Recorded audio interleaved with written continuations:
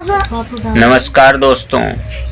सुदामा ने एक बार श्री कृष्ण से पूछा, कान्हा, मैं आपकी माया के दर्शन करना चाहता हूँ, कैसी होती हैं? श्री कृष्ण ने टालना चाहा, लेकिन सुदामा की जिद पर श्री कृष्ण ने कहा, अच्छा, कभी वक्त आएगा तो बताऊंगा।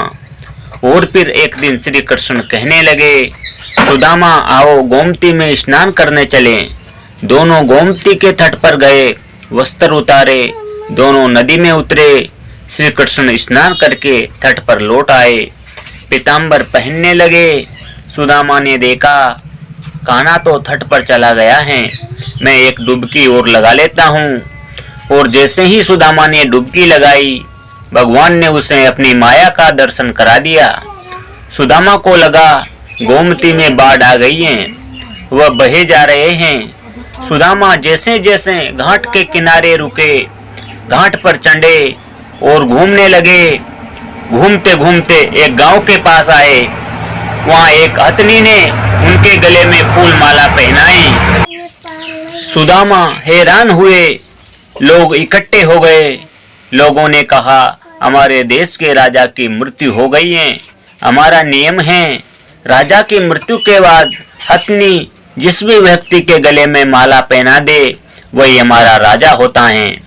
हथनी ने आपके गले में माला पहनाई है, इसलिए अब आप हमारे राजा हैं। सुदामा हैरान हुआ, राजा बन गया। एक राजकुमारी के साथ उसका विवाह भी हो गया, 2 पुत्र भी पैदा हो गए। एक दिन सुदामा की पत्नी बीमार हो गई और उसकी मृत्यु हो गई। सुदामा दुख से रोने लगा। उसकी पत्नी जो मर गई थी, जिसे वह बहुत प्रेम करता था, सुंदर थी, सुशील थी। लोग इकट्ठे हो गए। उन्होंने सुदामा को कहा, आप रोए नहीं, आप हमारे राजा हैं, लेकिन रानी जहाँ गई है वहीं आपको भी जाना है। यह हमारी नगरी का नियम है। आपकी पत्नी को चिता में अग्नि दी जाएगी, आपको भी अपनी पत्नी के साथ जाना होगा। इतना सुनते ही सुदामा की सांस रुक गई, हाथ पांव फूल गए। अब मुझे भी मरना होगा। मेरी पत्नी की मौत हुई है, मेरी तो नहीं। भला मैं क्यों मरूं? यह कैसा नियम है? सुदामा अपनी पत्नी की मृत्यु को भूल गया। उसका रोना भी बंद हो गया।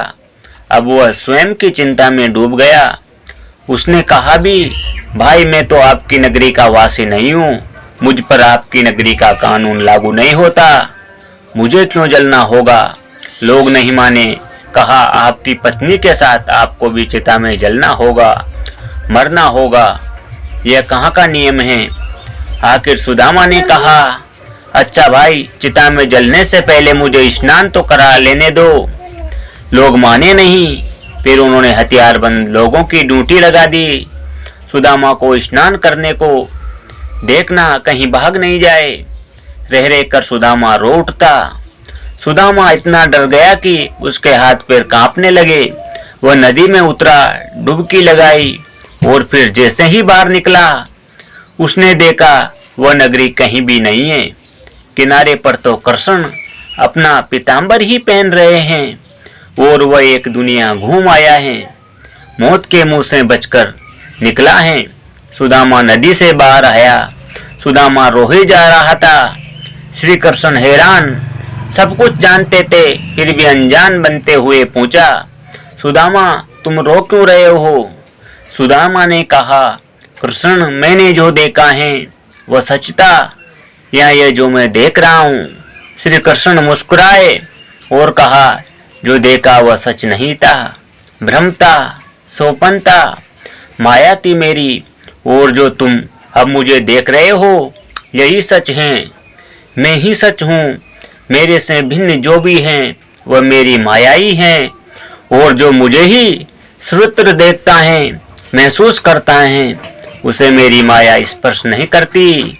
माया स्वयं का विस्मरण है, माया अज्ञान है, माया परमात्मा से भिन्न। माया नर्तकी है, नचाती है, लेकिन जो लोग श्री कृष्ण से जुड़ा है वह नाचता नहीं, भ्रमित नहीं होता, माया से निर्लेप रहता है, वह जान जाता है।